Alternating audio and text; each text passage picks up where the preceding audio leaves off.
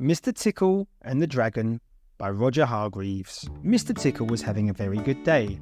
21 people well and truly tickled. A very good day indeed. But when he arrived home, he could not believe his eyes. "I can't believe my eyes," he said to himself. "Somebody has burned down my house." Mr. Tickle's house was gone. All that was left was a smoking, charred pile at the end of his garden path. There was more smoke rising from the end of the lane. Mr. Tickle set off to investigate. The smoke was coming from Mr. Funny's shoe car, or rather it had been his car, but all that remained was a burnt shoelace. Mr. Tickle could see another spiral of smoke in the distance. This time it was Mr. Clever's house, and very nearly Mr. Clever by the look of him. "I just got out in time," said Mr. Clever. "There can only be one culprit. It must have been a—" But Mr. Tickle did not wait to hear what it must have been. He had spotted the signs of another fire and was determined to follow the trail. It was a long trail which led from Mr. Chatterbox's burnt-out phone box to Farmer Field's burned-down barn and on through wilder, bleaker land up into the mountains. Soon it began to get dark, but Mr. Tickle continued to climb higher and higher. Darkness had fallen when he saw a bright light. In the distance there was a cave emitting a red glow. Suddenly Mr. Tickle did not feel very brave. Suddenly he wished he had stayed to hear what Mr. Clever had to say. Mr. Tickle decided to wait there until the morning. He curled up under a bush and wrapped his arms around himself 3 times to keep warm. Mr. Tickle fell into a surprisingly deep sleep, and the sun was up when he was woken by the rustling of the bush. Mr. Tickle opened an eye. The bush rustled again.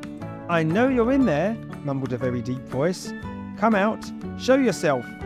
Mr. Tickle cautiously poked his head through the top of the bush and stood blinking in the bright sunlight. He was quite unprepared for the sight that met his eyes. He was standing face to face with a dragon. A huge dragon at that. A huge dragon with smoke curling from his nostrils. Mr. Tickle gulped. "Hello," said Mr. Tickle in a tiny voice. "I'm going to give you 30 seconds to give me a good reason why I shouldn't burn you to a crisp," bellowed the dragon. "And then I'm going to burn you to a crisp." Mr. Tickle gulped for the second time. Mr. Tickle needed to think fast. He realised his arms were hidden. Quick as a flash, he sent one of his extraordinarily long arms snaking through the bushes and under the dragon's belly. Mr. Tickle flexed his fingers and hoped beyond everything that dragons are ticklish. The dragon instantly crumbled into a giggling, laughing tangle on the ground. "Ha ha ha!" roared the dragon. "Hee hee hee!" wheezed the dragon. "Ho ho ho!" boomed the dragon. "Stop it! Stop it!" he cried. "I'll stop tickling if you promise to stop burning things," said Mr. Tickle. "Anything! I'll promise anything!" pleaded the dragon. Mr. Tickle stopped tickling and looked the dragon squarely in the eye. "What you need to learn," said Mr. Tickle, "is to put your fire breathing to good use. You should be using your extraordinary skills to make people happy. I'll show you." The dragon lay down on the ground and Mr. Tickle hopped on his back. Then the dragon shook out his great wings and took off, circling high over the mountains and swooping down to the distant valleys. They flew lower and lower, passing over barns and cottages. "Look!" cried Mr. Tickle. "It's little Miss Splendid's house. I have an idea for your first good deed." Mr. Tickle and the dragon stood beside little Miss Splendid's swimming pool. "It is too cold today to swim in little Miss Splendid's pool," said Mr. Tickle. "Do you think you could do anything about that?" The dragon thought for a moment.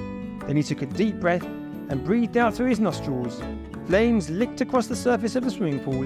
In no time at all, the pool was steaming. Little Miss Splendid was delighted. Mr. Tickle, the dragon, and little Miss Splendid had a very enjoyable swim. In fact, the dragon had a very enjoyable day. He melted the ice on Mr. Bump's path, and Mr. Bump couldn't have been happier, as most mornings he usually slipped up and bumped his head. He warmed up Mr. Forgetful's cup of tea, which he had made at breakfast time and forgotten to drink. Mr. Forgetful was delighted. He doesn't normally get to drink hot tea, and Mr. Greedy was very impressed when the dragon cooked 15 sausages all at once. By the end of the day, the dragon had a big glowing smile across his face. "Do you know what?" he boomed cheerfully.